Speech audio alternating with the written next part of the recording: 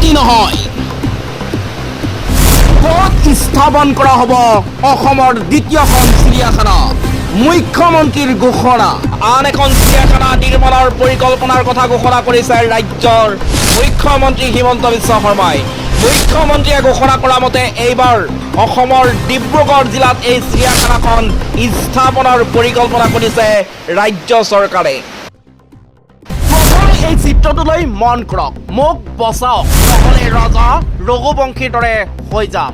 আৰক্ষীলৈ কাতোৰ অনুৰোধ যুৱকৰ। ঘটনা কি? মেঘালয়ত হানিমুনৰ বাবে আহি পত্নীৰ নৃশংস পৰিকল্পনাত প্ৰাণ হেৰুৱাইছিল ৰাজাৰ ৰঘুবংশী নামৰ এজন যুৱকে।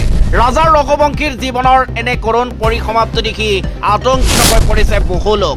এই খবৰৰ চৰ্চাৰ মাজতে আৰক্ষীলৈ আহিল এক অদ্ভুত অনুৰোধ। এজন যুৱকৰ কাৰুণ্য ভৰা অনুৰোধ আৰক্ষীলৈ, অনুগ্ৰহ কৰি মোক বচাওক, নহ'লে মই পৰৱৰ্তী ৰজা ৰঘুবংশী হৈ যাম।